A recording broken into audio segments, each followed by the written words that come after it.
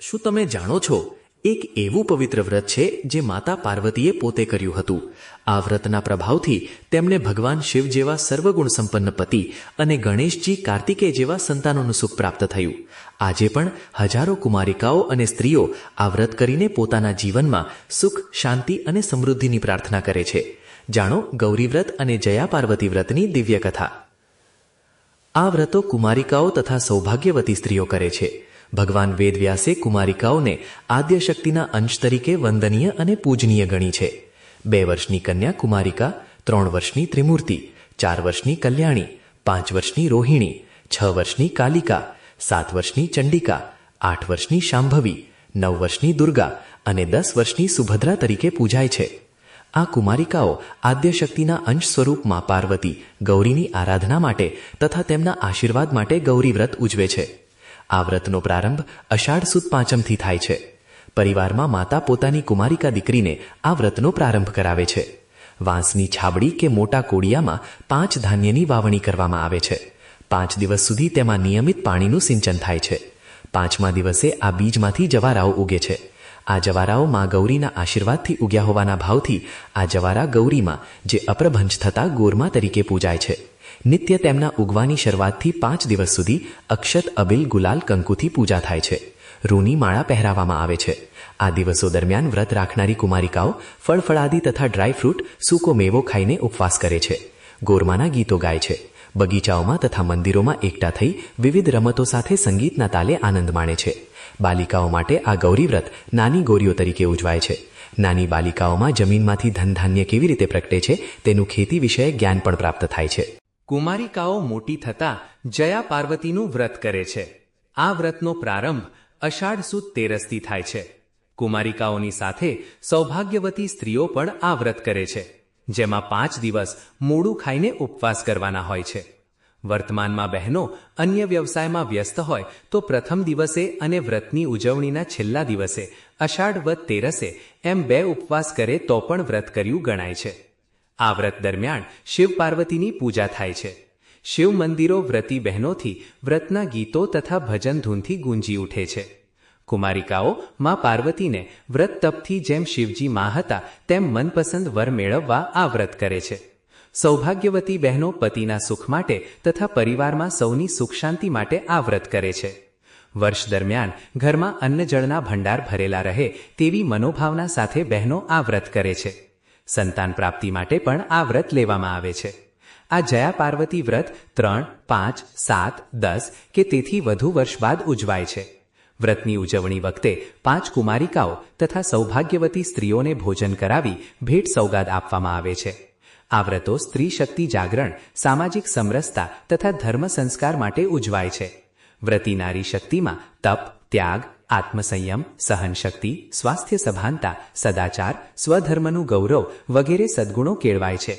ઋષિ પરંપરા દ્વારા હિન્દુ સંસ્કૃતિમાં આ વ્રતો બહેનોને વારસામાં મળ્યા છે, જે સદીઓથી ઉજવાય છે.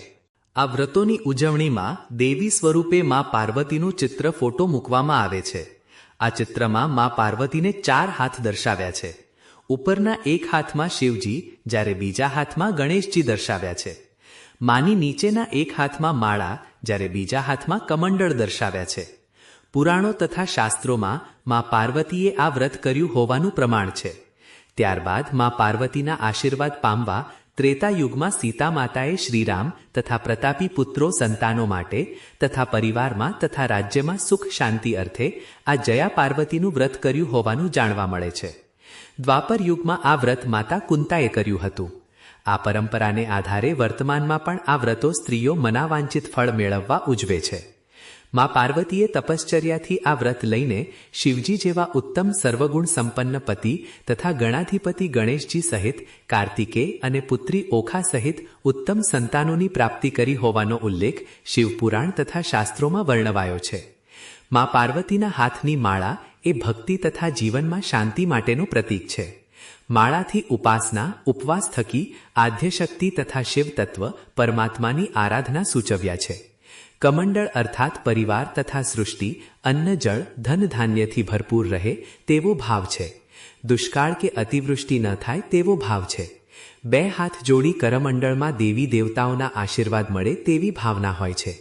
મા પાર્વતી ગૌરી માતાએ પણ આ ધરતી માતાના તથા પ્રકૃતિ હંમેશા ધનધાન્ય જળ તથા ઔષધિઓથી હંમેશા ખીલી ઉઠે તેવી પ્રાર્થના કરી છે. જયા પાર્વતી વ્રતમાં મા પાર્વતીના બીજા જન્મનો મહિમા છે. મા પાર્વતી પ્રથમ જન્મમાં દક્ષ પ્રજાપતિને ત્યાં જન્મ્યા હતા. દક્ષ પ્રજાપતિ યજ્ઞ કરાવવાના હતા તે દરમિયાન મા પાર્વતીને શિવજીના દર્શન થયા. શિવજીનો દક્ષના યજ્ઞમંડળમાં પ્રભાવ રૂઆબ જોતા પાર્વતી તેમના પર મોહી ગયા. મનોમન તેમણે શિવજી સાથે લગ્ન કરવાનું નક્કી કર્યું. પણ દક્ષ પ્રજાપતિને શિવજી પ્રત્યે અણગમો હતો. તેના બે કારણો હતા. પ્રયાગ ક્ષેત્રમાં મુનિવર્યોએ યજ્ઞનું આયોજન કર્યું હતું. ત્યારે આ યજ્ઞમાં સર્વે સભાસદોએ દક્ષ પ્રજાપતિ પધાર્યા ત્યારે ઊભા થઈને દક્ષનું અભિવાદન કર્યું હતું. પણ શિવજી ઊભા થયા નહોતા. માન ન આપ્યું અને દક્ષનું અભિવાદન પણ કર્યું નહીં. બીજું એક કારણ પણ ઉલ્લેખનીય છે. દક્ષ પ્રજાપતિએ પુત્રીની હઠથી અને પત્નીના આગ્રહથી ન છૂટકે પુત્રી પાર્વતીના લગ્ન શિવજી સાથે કર્યા. શિવ પાર્વતીના વિવાહ પ્રસંગે દુર્વાસા મુનિ પધાર્યા હતા. દુર્વાસા મુનિએ દક્ષને એક માળા આપી હતી. પણ દક્ષે આ માળાનું મહત્વ સમજ્યું નહીં. તે માળાને આમથી તેમ રાખ્યા કરતા. તેથી શિવજીએ સહજભાવથી સસરા દક્ષને કહ્યું કે આ બાબત યોગ્ય નથી. માળા તો પૂજામાં રખાય છે. આ વગર માગી સલાહથી દક્ષ પ્રજાપતિને જમાઈ શિવજી માટે અણગમો થયો હતો. એક વેળાએ દક્ષ પ્રજાપતિએ યજ્ઞ કર્યો. તેમાં શિવજીને આમંત્રણ આપ્યું નહીં. પતિની આજ્ઞા ન હોવા છતાં પાર્વતી પિતા દક્ષના યજ્ઞમાં ગયા. કનકબામાં યોજાયેલ યજ્ઞમાં પતિ શિવજીનું આસન ન હતું. તેમનો તિરસ્કાર થયો હતો. તેથી પુત્રી પાર્વતીને ખોટું લાગ્યું. તેમણે યજ્ઞકુંડમાં ઝંપલાવ્યું અને પ્રાણત્યાગ કર્યો. પુત્રી પાર્વતીના મનોરથો અધૂરા રહ્યા. દક્ષને ત્યાં જન્મીને પાર્વતીજીને પતિ સુખ તથા સંતાન પ્રાપ્તિનું સુખ મળ્યું નહીં. તેઓ સાંસારિક જીવનના સુખથી વંચિત રહ્યા. આપણા શાસ્ત્રોમાં પુનર્જન્મનો ઉલ્લેખ છે. એક જન્મમાં જીવાત્મા અધૂરા મનોરથો પૂર્ણ કરવા બીજો જન્મ લે છે. તેથી આદ્યશક્તિમાં જગદંબા ભુવનેશ્વરની પ્રેરણાથી બીજા જન્મમાં પાર્વતીજીએ પિતા હિમાલય તથા માતા મેનાને ત્યાં જન્મ્યા. તેમણે તપ તથા વ્રત કરી પુનઃ શિવજીને મેળવ્યા તથા શિવ પાર્વતીને ગણેશજી, કાર્તિકે તથા ઓખાનું સંતાન સુખ મળ્યું. આમ બીજા જન્મમાં મા પાર્વતીએ જે વ્રત કરી મનોવાંછિત ફળ મેળવ્યા હતા તે જયા પાર્વતી વ્રત તરીકે ઓળખાયું. જે ઋષિ પરંપરાથી સનાતન ધર્મમાં હિન્દુ સંસ્કૃતિમાં સ્ત્રીઓ માટે અમૂલ્ય, અણમોલ, અદ્ભુત વ્રતનું ઉદાહરણ બન્યું. કલિયુગમાં પણ આમ સ્ત્રીઓએ ગૌરી વ્રત તથા જયા પાર્વતીના વ્રતોની ઉજવણી કરીને હિન્દુ સંસ્કૃતિમાં વ્રતની પરંપરાના વારસાને જાળવી રાખ્યો છે. આ વ્રતની અનેક વાર્તાઓ પુરાણો તથા શાસ્ત્રોમાં છે. આવી જ એક પ્રચલિત ધર્મ વાર્તા વ્રત વાર્તા વ્રતી બહેનો વાંચે છે, સંભળાવે છે. જયા પાર્વતી વ્રત કથા.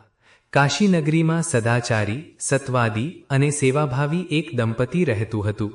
તેઓ આખો દિવસ પ્રભુ ભક્તિમાં લીન રહેતા હતા. ભૂખ્યાજનોને તથા અભ્યાગતોને ભોજન કરાવતા હતા. નિરાધારોને આશરો પણ આપતા હતા. ઈશ્વર કૃપાથી આ દંપતી પાસે પરિશ્રમથી પ્રાપ્ત કરેલી અખૂટ સંપત્તિ પણ હતી. તેઓ ગુરુકુળોમાં સખાવત પણ કરતા હતા. પતિ પત્ની બંને એકબીજાના સહકારથી સદાવ્રત તથા સેવા કાર્યો કરતા હતા. તેમનામાં સહેજ પણ અભિમાનનો છાંટો ન હતો.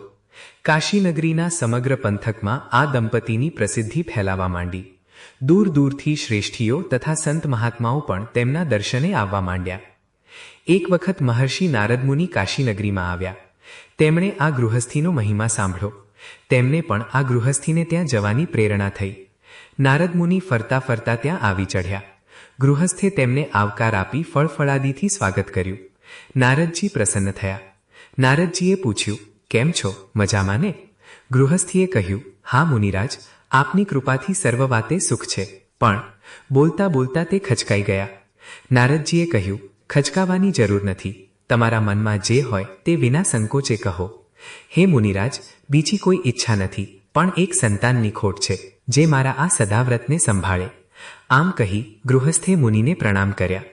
નારદજી બોલ્યા, અહીંથી તમે દક્ષિણ દિશામાં જાઓ. ત્યાં એક અપૂજ્ય શિવલિંગ છે.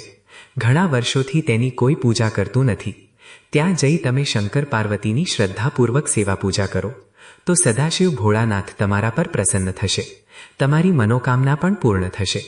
આમ આશીર્વાદ આપી નારદજી ચાલતા થયા. બીજા દિવસે નારદ મુનિની સલાહ પ્રમાણે પતિ પત્ની દક્ષિણ દિશા તરફ ચાલી નીકળ્યા. ત્યારે ઘોર વનવગડામાં ભૂખ્યા અને તરસ્યા બંને શિવલિંગની શોધમાં નીકળે છે, પણ ક્યાંય આવું મંદિર મળતું નથી. બંને જણ થાકીને એક ઝાડ નીચે આરામ કરવા બેઠા. એવામાં પત્નીની નજર એક મોટા ડુંગરની ટોચ પર પડી. ત્યાં તેને મંદિર હોવાનો અણસાર થયો. તેણીએ કહ્યું, હે નાથ, જુઓ પેલા ડુંગરની ટોચ, ત્યાં નારદ મુનિના કહ્યા પ્રમાણેનું શિવ મંદિર હોઈ શકે. મંદિરનો અણસાર મળતાની સાથે દંપતીનો થાક તથા ભૂખ તરસ મટી ગયા. બંને જણ ચાલતા ચાલતા ડુંગરની ટોચ પર પહોંચ્યા. ત્યાં એક શિવ મંદિર હતું. બંનેના હૃદયમાં હરખ માતો નથી. તેમણે મંદિરમાં સફાઈ શરૂ કરી. શિવલિંગ પરથી પાંદડા તથા ધૂળ સાફ કર્યા. પાસેની નદીમાંથી પાણી લાવી શિવલિંગ તથા તેની સમક્ષ રહેલી પાર્વતીની મૂર્તિને પણ સ્નાન કરાવ્યું. મંદિર પાસે બીલીપત્રનું ઝાડ હતું. ત્યાંથી બીલીપત્રો લાવી શિવલિંગ પર ચડાવ્યા. શિવ મહિમ્ન સ્તોત્રનો પાઠ કર્યો. તળેટીના જંગલમાં જઈ ફળ ફૂલ લાવી શિવજીને અર્પણ કર્યા. દંપતીએ સતત 5 વર્ષ શંકર પાર્વતીની પૂજા કરી, પણ ભગવાન શંકર પ્રસન્ન થયા નહીં. એક દિવસ નિત્યક્રમ પ્રમાણે પતિ વનમાં ફળ ફૂલ લેવા ગયો, પણ સાંજ પડવા આવી છતાંય તે પાછો ફર્યો નહીં. એટલે પત્નીને અનેક પ્રકારની શંકા થવા લાગી. પતિની વાટ જોતા પત્ની થાકી ગઈ. ના છૂટકે તે પતિની શોધ કરવા નીકળી પડી. આ વન ખૂબ જ બિહામણું હતું. ઠેર ઠેર જંગલી પ્રાણીઓ, વાઘ, સિંહ અને રીંછોના ભયંકર ઘૂઘવાટા સંભળાતા હતા. શિયાળ પણ કરુણ રુદન કરતા હતા. ઘુવડ જેવા નિશાચરો આમથી તેમ ફરતા જોવામાં. તેને કશુંક અમંગળ થયું હોવાનો ભય થવા લાગ્યો. છતાં હિંમત રાખી શિવ પાર્વતીનું રટણ કરતી તે ચાલવા લાગી. અચાનક તેની નજર એક ઝાડ નીચે પડી. જોયું તો તેનો પતિ બેભાન દશામાં પડ્યો હતો. તેના પગના અંગૂઠામાંથી લોહી નીકળતું હતું. તેણે જોયું તો પતિના પડખામાં એક કાળો નાગ ફૂંફાડા મારતો જતો હતો. થોડી ક્ષણો પછી તેણે આંખો ઉઘાડી. ત્યાં તો તેની સક્ષમ 16 શણગાર સજીને ઊભેલા માતા પાર્વતીજી પ્રગટ થયેલ જણાયા. માતા પાર્વતીના દર્શનથી તેનામાં નવીન ચેતના આવી. માતા પાર્વતીને જોતાં જ પત્ની તેમના ચરણોમાં પડી ગઈ. માતા પાર્વતીએ તેમના મૃત પતિના શરીર પર હાથ ફેરવ્યો. તુરત જ પતિએ આંખો ઉઘાડી અને ભાનમાં આવી ગયો. તે આળસ મરડીને ઊભો થયો. તેણે પણ માતા પાર્વતીજીના દર્શન કર્યા. બંને જણ ધન્ય થયા. પાર્વતીજી બોલ્યા, તમારા બંનેની અનન્ય ભક્તિ તથા શ્રદ્ધા જોઈને હું ખૂબ જ પ્રસન્ન થઈ છું. તમારે જે જોઈએ તે માગી લો. દંપતીએ કહ્યું, હે ભગવતી, અમારે બીજું કંઈ જોઈતું નથી, પણ એક શેર માટીની ખોટ છે, તો તેનો ઉપાય બતાવો. પાર્વતીજી બોલ્યા, તમે જયા પાર્વતીનું વ્રત કરો તો તમને અવશ્ય સંતાન પ્રાપ્તિ થશે. પત્નીએ કહ્યું, માતાજી, આ વ્રત કેવી રીતે કરાય? પાર્વતીજી બોલ્યા, આ વ્રત અષાઢ સુદ 13ને દિવસે કરવામાં આવે છે અને વદ બીજે પૂર્ણ થાય છે. આ વ્રત કરવાથી સંતાન પ્રાપ્તિ ઉપરાંત મને જેમ આ વ્રતથી શિવજી માં છે તેમ કુમારિકાઓને મનગમતો ભરથાર મળે છે. તે ઉપરાંત સ્ત્રીઓને સૌભાગ્ય પણ પ્રાપ્ત થાય છે. આ વ્રત 5, 10, 15 કે 20 વર્ષે અનુકૂળતા પ્રમાણે ઉજવવું. તે દિવસે કુમારી કન્યાઓ, ગોયમીઓ, સૌભાગ્યવતી સ્ત્રીઓને ભોજન કરાવવું. બ્રાહ્મણો પાસે આ વ્રતની ઉજવણીની પૂજા કરાવી દાન દક્ષિણા આપવી. કુટુંબના સૌ પરિવારજન તથા સગા સંબંધીઓએ ભોજન કરાવવું. ગોરમાની પૂજા કરવી. વ્રતમાં ઉગાડેલા જવારા નદીમાં કે પીપળાના ઝાડ નીચે અથવા માતાજીની ડેરીએ નિયત સ્થળે પધરાવવા. વ્રતી બહેનોએ ભોજનમાં મીઠું લેવું નહીં, મોડું એકટાણું કરવું. વ્રતની કથા સાંભળવી તથા ઘરમાં દાદા દાદી તથા વડીલોને પ્રણામ કરી આશીર્વાદ મેળવવા. આ વ્રતથી સૌનું કલ્યાણ થાય તેવા આશીષ મળે છે. આમ વ્રતનો મહિમા સંભળાવી માતા પાર્વતી અંતર્ધાન થઈ ગયા. માતા પાર્વતીના આશીર્વાદ મેળવી દંપતી આ જયા પાર્વતીજી વ્રત કરે છે. તેમને ત્યાં પારણું બંધાય છે.